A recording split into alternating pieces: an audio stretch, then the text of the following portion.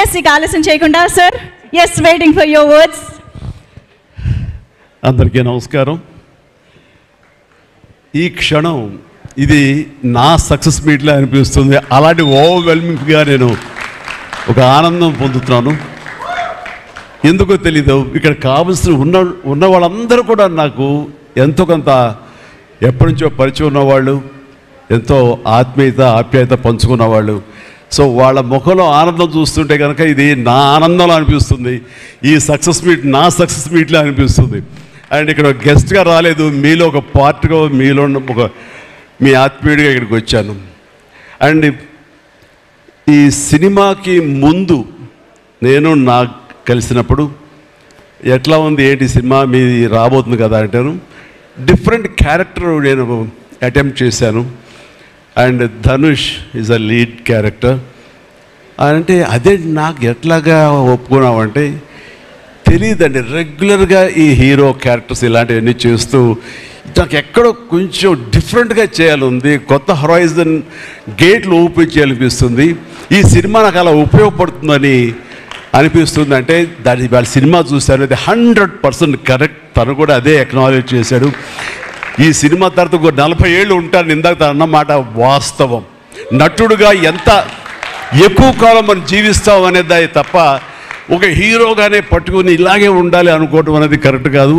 And ఇలాంటి character ఎంత బాగా చేశాడంటే నేను తర్వాత చెప్తాను. సో ఫస్ట్ ఆఫ్ ఆల్ ఇట్లాంటి సినిమా శేఖర్ కమ్ముల ఏ ధైర్యంతో నాగుని అడిగాడు, నాకు ఏమి ఊహించుకుని ఫ్యూచర్లో ఈ క్యారెక్టర్ చేస్తాను ఒప్పుకున్నారు.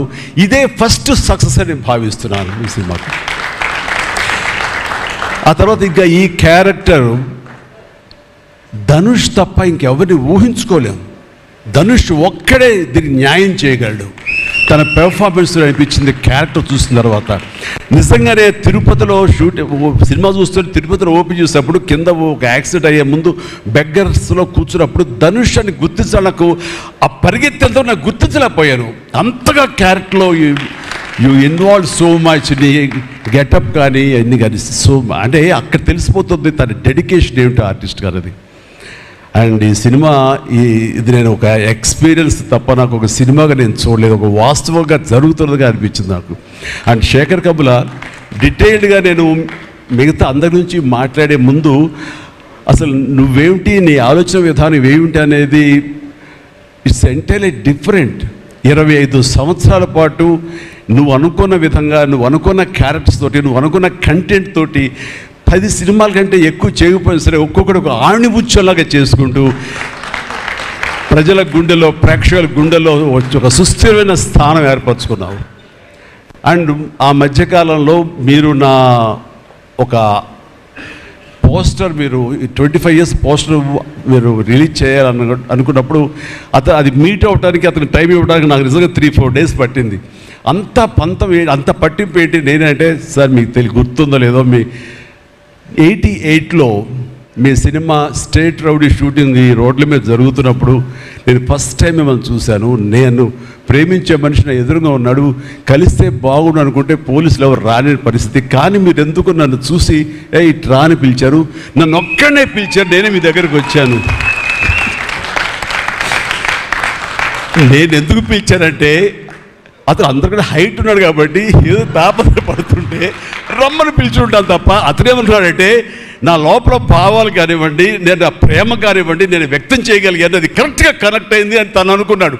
బట్ ఏమనుకున్నా సరే వచ్చిన తర్వాత నన్ను మీట్ అయిన క్షణం ముందు వరకు భవిష్యత్తులో ఏం చేయాలో తెలియదు, ఎడ్యుకేషన్ ఉంది కాబట్టి ఎటు వెళ్ళాలో తెలియనటువంటి 17-18 years ఉంటాయి అప్పుడు అతనికి. 36 years అయిపోయింది కలిసి, ఫస్ట్ టైం కలిసి. ఆ క్షణాన నన్ను చూడగానే, నాతోటి కూర్చోగానే, నాతో మాట్లాడగానే, నేను నా షేక్ హ్యాండ్ తీసుకోగానే ఆ క్షణం డిసైడ్ అయిపోయింది. అంబిగ్యూటీ, డౌట్ లేదు, ఖచ్చితంగా నేను సినిమా ఇండస్ట్రీలో సెటిల్ అవ్వాలని ఆ రోజు నిర్ణయించుకొని తను చెప్పడం అనేది నాకు ఎనలేని సంతోషంగా ఉంది. నేను గర్వించే, నన్ను ప్రేమించే మనిషి, నన్ను అభిమానించే మనిషి ఈ రోజున ఈ స్థాయిలో ఉండి ఇంతమంది చేత ప్రశంసలు పొందుతున్నాడంటే కనుక హ్యాట్స్ ఆఫ్. ఇది గర్వం నీవు కాదు, నీలాంటి వ్యక్తి నన్ను ఇన్స్పిరేషన్గా తీసుకుని ఇందులో ఇండస్ట్రీ వచ్చి నీ సొంత టాలెంట్ తోటి, నీ సొంత ఆలోచనతోటి, నీ కమిట్మెంట్ తోటి ఈరోజు ఈ స్థాయికి ఉన్నందుకు ఫస్ట్ ఆఫ్ ఆల్ ఈ సిల్వర్ జూబ్లీ ఇయర్ సందర్భంగా మనస్ఫూర్తిగా నా అభినందనలు మరొకసారి తెలియజేస్తాను శేఖర్ కమ్ముల, ప్లీజ్. అంటే శేఖర్ కమ్ముల సినిమాల్లో నేను ఎప్పుడు చూస్తూనే ఉన్నాను, అన్నీ చూస్తాను దాదాపుగా. అది వాస్తవానికి నిజానికి చాలా దగ్గరగా అనిపిస్తాయి. అంటే తన ఫస్ట్ పిక్చర్ చూస్తుంటే ఆ క్యారెక్టర్స్ ఆనందం, రూప వీళ్ళు ఎలాగున్నారు, ఇంకా ఉండుంటారు కదా అని ఆ క్యారెక్టర్స్ కనబడి తప్ప ఆ యాక్టర్లు కనబడరు. వాళ్ళ తర్వాత చేసిన సినిమాలు మనకు గుర్తుకు రావు, దీంతో కనెక్ట్ అవ్వదు. అలాగే ఫిదా, భానుమతి, వరుణ్, అలాగే ఈ ప్రతిభలో శ్రీరామ్, గోదావరిలో శ్రీరామ్, సీతా మహాలక్ష్మి, ఈ క్యారెక్టర్స్ కనపడతాయి. ఎందుకో చూడండి ఈ సినిమాలో కూడా ప్రతి ఒక్కరు ధనుష్ని దేవా అంటున్నారు, నా ఫ్రెండ్ ఏమో దీపక్ అంటున్నారు తప్ప పేర్లు పెట్టి ఎవరు పిలవట్లేదు, గుర్తుంచుకోవట్లేదు. గొప్పని దేవాను వస్తుంది. నాకు అలాగే అనిపిస్తుంది ఇప్పుడు. అంటే క్యారెక్టర్ని అంతగా ప్రొజెక్ట్ చేస్తారు. ఇంతకంటే బెస్ట్ ఎగ్జాంపుల్ లేదు. ఎప్పుడో చూసి సినిమాలకి ఆ క్యారెక్టర్స్ పేరు, నా సినిమాలో నా క్యారెక్టర్స్ నాకు పేరు గుర్తుండవు నాకు. అలాంటిది తన సినిమాలో క్యారెక్టర్స్ ఇప్పటికీ గుర్తున్నాయి నాకు. రూప అని పేరు ఎందుకు గుర్తుందంటే అందులో తండ్రి పాత్ర మెంటల్గా రిటార్టెడ్ రూపాన్ని పిలుస్తాడు. ఆనంద్ అఫ్కోర్స్ హీరో పేరు, అది గుర్తుండిపోయింది. అట్లాగే వరుణ్ సినిమాలో ఫిదాలో భానుమతి సెపరేట్ కేజ్ అంటుంది కదా ఒక డైలాగ్, సెపరేట్ పీస్ ఏదో అంటుంది, అలాగే హైబ్రిడ్ పెళ్ళి అంటుంది. అలాగా తన క్యారెక్టర్స్ గుర్తుండిపోతాయి. అది తన గొప్పతనం. అవి వాస్తవికంగా ఎక్కడో ఇంకా ఉండుంటాయి, వాళ్ళు ఎక్కడో జీవించుంటారు అన్న ఫీలింగ్ ఇస్తుంది. అలాంటి రియల్గా అతని కాన్సెప్ట్ కానీ అది చెప్పాలంటే అదొక పిచ్చి. నేను అనుకున్నది తప్ప ఇంకోలాగా కాదని. ఇందాక నాకు అన్నారు కదా, నేను మామూలుగా ఎప్పుడు వచ్చే విధంగా నడుచుకుంటూ వస్తుంటే నాకు అలా వద్దు ప్లీజ్, దయచేసి మీరు నా క్యారెక్టర్ నడవాలి. నీ క్యారెక్టర్ నడవాలంటే ఎలా నడవాలి తెలియదు నాకు. నాకు వచ్చిన నడకే ఇది అని చెప్పి ఇందాక ఎదురు అనుకుంటాం. నాకు తెలిసిన నడకే ఇది కాదండి, మీ హీరోలా నడుస్తున్నారు, స్టైలిష్గా నడుస్తున్నారు. నేను స్టైలా, నేను హీరోలాగనా అని అంటే కాదు అంటూ ఆ క్యారెక్టర్ చూస్తుంటే నాకు మీరు చాలా డిఫరెంట్గా కనపడ్డారు. నాకు రెగ్యులర్గా కనపడలేదు. మీకుండే ఆ కింగ్ నాగ్ అని కానీ ఆ గ్లామర్ మన్మధుడు యొక్క స్టైల్ ఒక చామ్ ఉంటుంది కదా, ఈ సినిమాలో అది కనపడకుండా జీవితంలో నలిగిపోయినటువంటి, మానసికంగా ఫిజికల్గా నలిగిపోయినటువంటి ఒక మనిషి కనపడుతున్నారు. అది మీ క్యారెక్టర్. ఏంటి ఇలాగుంది నలిగిపోయినట్లుగా, బహుశా జైలు నుంచి బయటికి మళ్ళీ ఎప్పుడు వచ్చినప్పుడు మళ్ళీ ఫుల్ గ్లామర్లో కనపడతాడేమో లేదు సూటు గిట్టు వేసుకుని. అంటే అప్పుడు కూడా భారంతోటో మానసికంగా ఆ ఒక దీనితోటో ఆ సంఘర్షణతోటో ముఖంలో ఆ హెవీనెస్ తోటో జీవితంలో ఏదో పోగొట్టుకుని ఏదో సాధించాలని ఏదో అనుకోవాలని ఏదో రకంగా అయిపోయినట్లా ఈ పరిస్థితుల్లో అన్న మీమాంసలో నలిగిపోతాం. ఆ నలిగిపోవడం అనేది ఫిజికల్గా and appearance wise performance wise చూపించగలిగాడంటే అది హ్యాట్స్ ఆఫ్ నాగ్. మీరు అన్నట్లుగా ఇది మీకు డిఫరెంట్, ఇంకో కోణం నుంచి మీకు హొరైజన్ మీకు ఓపెన్ అయ్యింది, ఇంకో డోర్ ఓపెన్ అయ్యింది. తద్వారా బోల్డ్ అని ఫెంటాస్టిక్ క్యారెక్టర్స్ వస్తాయి. అండ్ మీరు అనుకున్నది ఉంటుంది, మీ లాంజివిటీ ఇంకా పెరుగుతుందని అనుకుంటున్నాను. మీ దోవలో నేను కూడా మీకు సమంగా నేను వచ్చేస్తాను నేను అనుకుంటున్నాను. అంటే ప్రతిసారి నాకు అన్ని విషయాల్లో కూడా నాకు సోర్స్ ఆఫ్ ఇన్స్పిరేషన్ అనిపిస్తుంది. అది హెల్త్ కానివ్వండి, కంపోజ్డ్ బిహేవియర్ కానివ్వండి, ఒక ట్రాంక్విల్ ఆలోచనలు కానివ్వండి, స్థితప్రజ్ఞత కానివ్వండి, ఏం జరిగినా సరే అంటే నవ్వుకుంటూ సరదాగా ఉంటాం. ఇవన్నీ చూస్తుంటే నాకు ఎంత ప్రశాంతంగా ఉంటుంది, ఎంత మానసికంగా ఉంటుందని. సో అలాగా ఈ ప్రొఫెషనల్గా కూడా ఈ సినిమాతోటి తను వెళ్ళే దారిలో వై నాట్, నేను కూడా రేపు పొద్దున ఏదైనా అవసరం వచ్చి ఓటీటీలో ఏదైనా సినిమాలు చేయాల్సి వస్తే కనుక ఏం ప్లాన్ నార్సింగ్ నువ్వే గబున అన్నా కదా గబుకొని రెడీ అయ్యి వచ్చే రేపు పొద్దున ఇంటికి. సో ఓటీటీలో ఏదో సినిమాలు చేయాల్సి వచ్చినా సరే, వెబ్ ఫిల్మ్ చేయాల్సి వచ్చినా సరే, దానికి కూడా మనం సమాయత్తం అవ్వాలి. దానికి నాకు ఈ రోజున నాకు తీసుకున్న నిర్ణయం నాకు కూడా ఒక ఇన్స్పిరేషన్ అనిపిస్తుంది. Sir well done. ఈ సినిమా ప్రతి ఒక్కరికి న్యాయం జరిగింది ఈ సినిమాలో. అండ్ నా డైలాగ్ నువ్వు అనేస్తావు నాకు ఇందాక, నేషనల్ క్రష్, నా క్రష్ కూడా. అందుకని నేను ఆ మాట అనను కానీ అనుకుంటాను అంతే, పైగా మాత్రం నేను అనను. సరే అమ్మా, ఫెంటాస్టిక్ అమ్మా నువ్వు. అండ్ ఇప్పుడు కదా తన ఫస్ట్ సినిమా హీరోయిన్గా వచ్చినప్పుడు ఆ సినిమాకి ఇలాగే నేను గెస్ట్గా వచ్చాను. ఆ రోజు నుంచి తన్ని అబ్జర్వ్ చేస్తుంటే నటనా పరంగా కానివ్వండి, తన ఇమేజ్ పరంగా కానివ్వండి, day by day film after film ఎక్కడికో వెళ్ళిపోయింది. ఇది నేషనల్ క్రష్ కాదు, ఇంటర్నేషనల్ క్రష్ అయిపోయింది అమ్మాయి. అండ్ గాడ్ బ్లెస్ యూ అమ్మా, నువ్వు ఎంత బాగా పెర్ఫామ్ చేస్తావంటే నేను చూస్తుంటే నీ కళ్ళు తప్ప ఇంకేమైనా అట్రాక్ట్ చేసుకోవు, కళ్ళు ఒకలా చూస్తుంటావు నేను. అండ్ ఆ కళ్ళతో ఏం పలికిస్తుంది ఎక్స్ప్రెషన్ అంటే ఇంకా అంత ఇంత కాదు. అండ్ ఈ సినిమాలో ఎంత నిడివి ఉంది, ఎంత లెంగ్త్ ఉంది క్యారెక్టర్ అనే దానికంటే ఎంత ఇంటెన్సిటీ ఉంది అంటే అందులో మాత్రం చూపించగలిగింది ప్రతిదీ. ముఖ్యంగా బిడ్డను హోల్డ్ చేసినప్పుడు ఆవిడ ఒక కన్న తల్లిలాగా, ఒక అమాయకంగా ఒక ప్రియుణ్ణి మోసపోయినప్పుడు వాడి వల్ల ఎక్కెక్కేసినప్పుడు నాకు చూడాలందులో సౌందర్య వచ్చేసి అప్పారావు వస్తాడు ఇంకా అడుగుసి వెయిట్ చేస్తానంటే పిచ్చమొహం అన్నట్టు ఫీలింగ్ వచ్చింది. అంత అమాయకురాలాగా ఉంది. అది మళ్ళీ ఇందులో కనిపించింది నాకు, ఆ సౌందర్య కనిపించింది ఆ క్యారెక్టర్ చేయటంలో. You done fantastic job. ఆ తర్వాత సీరియస్నెస్గా పెంచుకుంటూ, ఆ తర్వాత దేవాకి సపోర్ట్గా ఉంటూ అండ్ దేవాన్ని ఓన్ చేసుకునే విధంలో మాత్రం నీ ట్రాన్స్ఫర్మేషన్ కానీ నీ characterization well design and well performed. Fantastic అమ్మా, ఫెంటాస్టిక్. అండ్ ఇంకా మిగతా క్యారెక్టర్స్ అందరూ అన్ని రకాలుగా అన్నీ బాగా చేసినా సరే నిజంగా చెప్తాను, హృదయానికి హత్తుకుపోయిన క్యారెక్టర్ ధనుష్. అంటే ఈ క్యారెక్టర్కి ధనుష్ తప్ప ఇంకెవరు లేరని, ఇంకెవరు చెయ్యలేరు. ష్యూర్ ఇంకొక హీరో లేడు. అంత పెర్ఫార్మ్ ఇచ్చి హీరో ఇమేజ్ ఉండి, స్టార్ ఇమేజ్ ఉండి, అన్ని రకాల కాంబినేషన్లో ఉండి చేసే మనిషి అంటే the one and only star in India is Dhanush.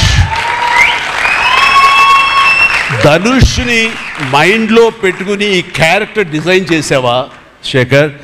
లేదు, నీ క్యారెక్టర్కి అతను అనుకోకుండా సరిపోయాడా అని అంటే నాకు లేదు. నువ్వు ధనుష్ని దృష్టిలో పెట్టుకుని క్యారెక్టర్ డిజైన్ చేసేవేమో అని అనిపిస్తుంది నాకు. ఎందుకంటే ఈయన సపోజ్ నేను చేయలేని శేఖర్, వెరీ సారీ సార్, நான் ரொம்ப பிஸியாக இருக்கேன், நான் பண்ண முடியாது అని சொன்னா என்ன பண்ணுவேని?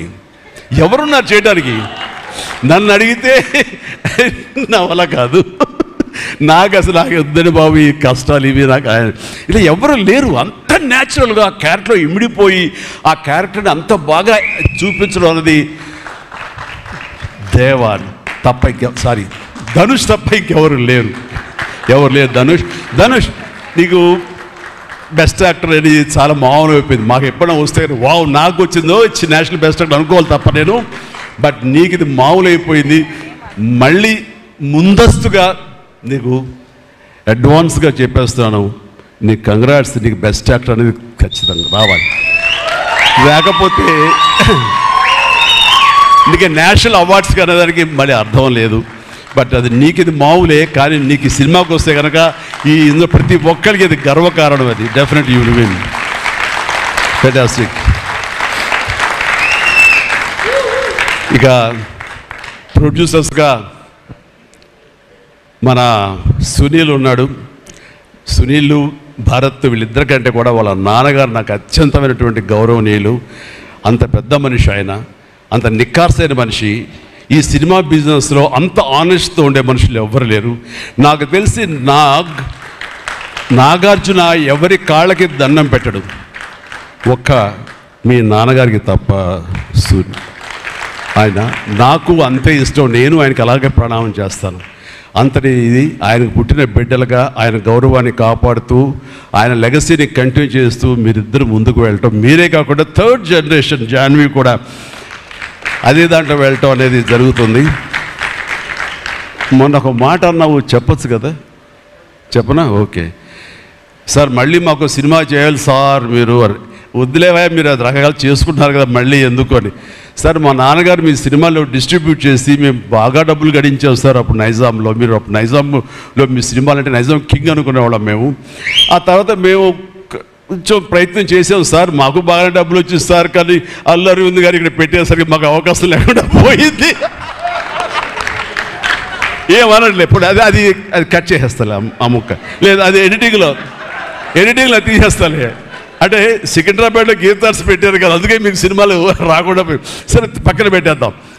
ఆ తర్వాత మీ థర్డ్ జనరేషన్ జాహ్నవి సినిమా తీసి ప్రొడ్యూసర్గా అమ్మాయి రావాలనుకుంటుంది అనుకున్నప్పుడు I wish all the best for her.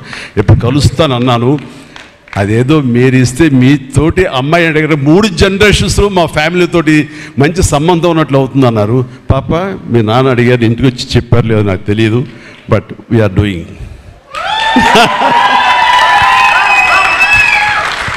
Dhanush చేసిన ఛాలెంజింగ్ లాంటి క్యారెక్టర్స్ వద్దమ్మా. ఫన్ ఓరియంటెడ్, మాస్ ఓరియంటెడ్, మనది సరదాగా గ్లామర్ ఇంతే. Okay right. సో ఈ రకంగా 3వ జనరేషన్కి కూడా ఎస్ ప్లీజ్ ఈ లెగసీ ఇలాగే కంటిన్యూ అవుతుండాలి, మీ ఫ్యామిలీ బాగుండాలి నాన్నగారు ఆశీస్సులతోటి. అండ్ ఇలాంటి కుబేరా సినిమాలు మరి ఎన్నో సక్సెస్ఫుల్ సినిమాలు చేయాలి. ఇందాక ధనుష్ అన్నట్లుగా మీ మొక్కల ముందు నవ్వు ఉండాలి. ఇప్పుడు నవ్వు కొంచెం ప్లీజ్. Thank you. మీరు నవ్వుతుంటేనే మా అందరికీ నవ్వు ఉంటుంది, మేము నవ్వుతూ ఉంటాం. Thank you. అండ్ మిగతా టెక్నీషియన్స్ పరంగా చూస్తే కనుక నికేత్ కెమెరామెన్ డిఓపి నేను ఎప్పుడు చూడలేదు. Hi Niket, I haven't seen your films. I don't remember even. But the way you are presenting yourself here is very much appreciable. I could see the energy, what you are pouring here, definitely it will reflect on the stage. Otherwise, Nagaja would have been praised you so much. And you also grab my attention. And future, I don't know, yes, maybe. And you have done a fantastic job. So initially when villain scenes are happening, that time I could see the top floor swimming pool. There I could see the richness of the film. So hardly they would have spent anything. So riches comes not because of the money. Riches comes with your viewfinder. So that way our credit goes to the whole film has grabbed attention and it looks very rich. So definitely please, I will awaiting you in future, and all the very best. Good luck. Done a great job as far as the camera is concerned. And then మా యోగేశ్వరుడు మా పెద్ద అనుకోండి పాపం లేని వయసు వద్దు sir కూర్చోండి sir మీరు లెగించండి please sit down take your seat కూర్చో సార్ మీరు లెగదు సార్ మమ్మల్ని ఇబ్బందిగా ఉంటుంది ఇద్దరం చాలా నువ్వు అనుకుని మాట్లాడే పరిచయం మాకు శుభలేఖ సినిమా నుంచి 1980 నుంచి వీఆర్ వర్కింగ్ టుగెదర్ ఈ మధ్యకాలం వరకు కూడా ఎప్పుడైనా సెట్కి వస్తాడు రాగానే సినిమా అడుగుతాడేమో నెక్స్ట్ సినిమా ఏం చేద్దాం అడుగుతాడంటే బాబాయ్ ఈసారి మీ ఇంటి నుంచి నాకు ఆవకాయ పచ్చడి రాలా అంటాడు mango pickle as for mango pickle from my house so ఈసారి పంపించాను బాబు వస్తుంది శుభం ఫెంటాస్టిక్ నువ్వు ఈ వయసులో కూడా ఇంత బాగా పనిచేస్తున్నావు ఇంత కష్టపడుతున్నావు అంటే కనుక అవసరమా అనిపిస్తుంది రిటైర్ అవ్వచ్చు కదా హ్యాపీగా రెస్ట్ తీసుకోవచ్చు కదా అని కానీ మన సోల్స్ అవే రిటైర్మెంట్ అది తీసుకోలేము కష్టపడి పనిచేయటంలోనే మనకు ఆనందం ఉంటుంది కష్టపడి పనిచేయటంలోనే ఈ ఇష్టమైన పురుషుల్లో మనం ఉంటాం మన లాంజివిటీ ఉండాలి అంటే మనం ఇందులోనే ఉండాలి ఖచ్చితంగా అండ్ భగవంతుడు ఇంకా సంపూర్ణ ఆయురారోగ్యాలు ఇవ్వాలి నాన్నగారు ఆయన పనితనం నాకు గుర్తుంది ఆయన దగ్గర కూడా పనిచేశాను నేను అలాగే ఇప్పుడు నీతో కూడా పని కొనసాగిస్తున్నాను అండ్ ఈ సినిమాలో నువ్వు పార్ట్ అవటం అన్నది it is great wonderful Tarani please and ఇక్కడ చూస్తుంటే యంగ్స్టర్స్ ఎంత ఎంతూజియాస్టిక్గా ఉన్నారంటే వాళ్ళందరినీ పేరున నేను పిల్లలని కానీ యంగ్స్టర్స్ అంటే ఇండస్ట్రీ ఎంత ఫ్రెష్గా ఎంత యంగ్స్టర్స్ తోటి ఎనర్జీతో ఉంది అంటే అంత అయితే కాదు నాకు అనిపిస్తుంది అబ్బా మన ఇండస్ట్రీ ఏమైనా ముసలిదైపోయిందా అని అనిపిస్తుంది అప్పుడప్పుడు అద్దంలో మమ్మల్ని మేము చూసుకుంటూ కానీ ఈరోజు ఇక్కడ చూస్తుంటే కనుక ఇంతమంది యంగ్స్టర్స్ తోటి అండ్ చాలా బబ్లింగ్గా చాలా బాగుంది ఈ ఇండస్ట్రీ కొనసాగాలి ఎలాగే అంటే కనుక మీలాంటి యంగ్స్టర్స్ రావాలి ఇలాంటి యంగ్స్టర్స్ వల్లనే మేమంతా పుంజుకుంటాం నేను ఈ రోజున కొత్త డైరెక్టర్స్తో పనిచేస్తాను అనిల్ రావుపూడి కానీ బాబీ డైరెక్టర్ కానీ వశిష్ఠ్ కానీ ఇలాంటి యంగ్స్టర్స్ పనిచేస్తుంటే ఎక్కడ లేని ఎనర్జీ వాళ్ళ దగ్గర ఉంటుంది వాళ్ళ నుంచి కొత్తను ఉంది నేను వాళ్ళకి అనుగుణంగా నేను మారిపోతుంది తప్ప నాకు అనుగుణంగా వాళ్ళు ఉండాలి కోరుకోవట్లా నా సక్సెస్ అక్కడేమో అనుకుంటున్నాను నేను ఆ రకంగా old wine in new bottle అన్నట్లుగా ఈ సమయంలో వైన్ గుర్తుకొచ్చింది సారీ అండ్ అలాగా ఇదే ఎనర్జీ తోటి ఇదే యంగ్స్టర్స్ తోటి ఇండస్ట్రీ కలకలాలని కోరుకుంటున్నాను and last but not least my brother నాకు బిడ్డతో సమానం దేవిశ్రీ ప్రసాద్ అండ్ దేవిశ్రీ ప్రసాద్ తన ఎనర్జీ అంటే ఇందాక చూశారు కదండి లైవ్ షో చేసేసాడు ఇక్కడ ఆ తర్వాత ఏం మాట్లాడాలో ఎవరికి ఏం తుయ్యినటువంటి పరిస్థితి మొత్తం అంతా షో గ్రాప్ చేశాడు బట్ నేను మళ్ళీ కమ్బ్యాక్ తర్వాత పొలిటికల్గా కొన్నాళ్ళు ఉండి 1915లో 150 సినిమా చేసిన దగ్గర నుంచి, అంతకుముందు తన సినిమాలతోనే MBBS కానీ జిందాబాద్ కానీ అన్నీ అయిన తర్వాత మళ్ళీ తన వలన నా మ్యూజికల్ అనేది ఏర్పడేదేమో అనుకుంటున్నాను. అలాంటి గ్రేట్ మ్యూజిక్స్ నాకు ఇచ్చి మళ్ళీ నేను నిలబడడానికి దోహదపడ్డాడు మనోడు. ప్లీజ్ వద్దు అలా చేయదు ప్లీజ్, దోహదపడ్డాడు. మీ అంతా సరస్వతి పుత్రులయ్యా, ప్లీజ్ బంగారం ప్లీజ్. అండ్ తను ఎనర్జీ డే బై డే పెరిగిపోతుంది, తన టాలెంట్ డే బై డే పెరిగిపోతుంది. ఇక నేషనల్ నుంచి మన రీజనల్ నుంచి నేషనల్ లెవెల్కి ఎలా ఎదిగిపోయాడో మనం చూసాము. ఆ హోల్ ఇండియా తన గురించి ఎలాగా కీర్తిస్తుంది అనేది మనం ఈ పుష్ప 1 and 2 చూస్తున్నాము. ఇప్పుడు ఈ సినిమా కుబేర్లో కూడాను ఎక్కడ డ్యూయట్ సాంగ్స్ లేవు కదా అని అనిపిస్తుంది, కానీ ఒక సాంగ్ ధనుష్ పాడిన ఆ సాంగ్ ఎంతగానో ఆకట్టుకుందంటే అంతా ఇంత కాదు. దానికి ఇద్దరు ఒకరొకరు కాంప్లిమెంట్ చేసుకుంటూ ఆ సాంగ్ అంత బాగా హిట్ అవడానికి దోహదపడింది. అట్లాగే సినిమా చూస్తుంటే మ్యూజికల్గా ఉంది తప్ప నాకు ఎక్కడ డ్యూయట్ సాంగ్స్ వేరే లేవి అనే ఫీలింగ్ రాలేదు. And that's the magic of Devi Sri Prasad. రికార్డింగ్లో కూడా చాలా హృదయంగా మదర్ తోటి పాడిన పాట రోడ్డు మీద యాక్సిడెంట్ అయిన తర్వాత అబ్బా కన్నింటికి నీళ్ళు వచ్చేసింది నాకు. మన రైతుల మీద పాడే గుర్తుందా మన 150 సినిమాలో నీరు నీరు నీరు అంటూ దాన్ని మరిపించిన సాంగ్లో అనిపించింది. అండ్ అది వెరీ మచ్ రిలవెంట్ సాంగ్. అట్లాగా తన బ్యాక్గ్రౌండ్ కూడా తన సాంగ్స్ ద్వారా అవన్నీ కూడా అత్యద్భుతంగా కనిపించేలాగా వినిపించేలాగా చేశారు. దానికి దోహదపడినటువంటి లిరిసిస్టులు ఇక్కడే ఉన్నారు. భాస్కర్ భట్లాను, ఇందాక ఇంకో ఆయన పేరు చెప్పారు నందకిషోర్ గారు, అలాగే మన చంద్రబోస్ గారు. అండ్ వీళ్ళందరూ కూడా నేను హృదయపూర్వక అభినందనలు తెలియజేస్తాను. అండ్ ఈ రోజున ఇక్కడ రావటం అన్నది నేను చాలా ఆనందం అనుభవిస్తాను ఇక్కడ మీ అందరితో పాటు. అండ్ ఇలాంటి సినిమాలు రావాలి, ఎందుకంటే సినిమా సక్సెస్ అనేది గగనమైపోతున్న రోజులు ఇవి. థియేటర్స్కి ఆడియన్స్ రప్పించడం అనేది మహా గగనమైపోతున్న రోజులు ఇవి. రావటం కష్టంగా ఉంది. ఎలాగ సినిమా థియేటర్లు కానివ్వండి ఇవి ఎట్లాగ సస్టైన్ చేయాలి, ఎలా నిలబడాలి అనేది చాలా క్లిష్ట పరిస్థితుల్లో ఇలాంటి సినిమాలు, ఇలా కంటెంట్ ఉన్న సినిమాలు, అంటే హృదయంగా ఉన్న సినిమాలు, ఎమోషనల్ సినిమాలు and big event big films ఇందాక చెప్పినట్లుగా మనవాడు అవన్నీ కూడా ఆడొచ్చు. కానీ ఇలాంటి సినిమాలు కూడా ఆడి కంటెంట్ మనం సరిగ్గా ఇవ్వగలిగితే, వాళ్ళ హృదయాన్ని మనం తాకగలిగితే ఖచ్చితంగా ఈ సినిమాలు చూస్తారు, థియేటర్కి వస్తారు అనే ఒక ధైర్యాన్ని భరోసాని ఇచ్చిన సినిమాలు ఈ మధ్యకాలం చూస్తున్నాము. చిన్న సినిమాలు అయితే పెద్ద సినిమాలు అవుతాయి. అందులో ఈ రోజున శేఖర్ మీరు మరొకసారి నిరూపించారు. ఇందాక ఎవరో మిమ్మల్ని చేశారు, నిజంగా మనస్ఫూర్తి చెప్తాను, క్రెడిట్ గోస్ టు యూ. ఒక ధైర్యాన్ని ఇచ్చింది ఇలాంటి సినిమాలు చేయొచ్చని. ఇంకా ఈ పెద్ద సినిమాలు తప్ప, రక్తపాతాలు తప్ప, కొట్టుకోవడాలు తప్ప, నరుకోవడాలు తప్ప ఇంక ఇలాంటి సినిమాలు రావా, వస్తే చూడరా, ఇవన్నీ 10 రోజులు ఆగితేనో నెల ఆగితేనో ఓటీటీలో చూసేద్దాంలే అని దాంతో ఉండిపోతారా, ఏమైపోతే ఇండస్ట్రీ అనేటువంటి ఒక అభద్రతా భావం నుంచి ఈ సినిమా ద్వారా ఇలా తీయగలిగితే, సత్తా చూపగలిగితే, హ్యూమన్ ఎమోషన్స్ని టచ్ చేయగలిగితే, కంటెంట్ కొత్తగా ఉండగలిగితే కనుక థియేటర్కి వస్తారు, చూస్తారు, భరోసా ఇచ్చావు. Thank you so much. And God bless you, God bless you, and God bless you all. Please ప్రతి ఒక్కళ్ళు నాకు ఈ అవకాశం ఇచ్చినటువంటి ప్రొడ్యూసర్స్ గారికి, రామ్మోహన్ రావు గారికి, అలాగే భరత్ పాప నీకు కూడా అందరికీ నా హృదయపూర్వక ధన్యవాదాలు. మరొకసారి ఇక్కడ ఉన్నటువంటి 50 మంది యంగ్స్టర్స్కి అండ్ రెస్పెక్టెడ్ టెక్నీషియన్స్కి నా శుభాకాంక్షలు, నా ధన్యవాదాలు తెలియజేస్తాను. మరొకసారి love you man, love you, love you, love you, love you, love you. God bless you. And ఇప్పుడు మీ దారిలో నేను నడుస్తాను. Follow the leader. Thank you Shyamala, you done a good job. God bless, God bless. Thank you sir, thank you so much. We all love you. కుబేరాకి ఇప్పటి వరకు వచ్చిన appreciation ఒక ఎత్తు, ఈరోజు ఈ మెగా కాంప్లిమెంట్స్ ఇంకొక ఎత్తు అని చెప్పాలి. Thank you so much sir.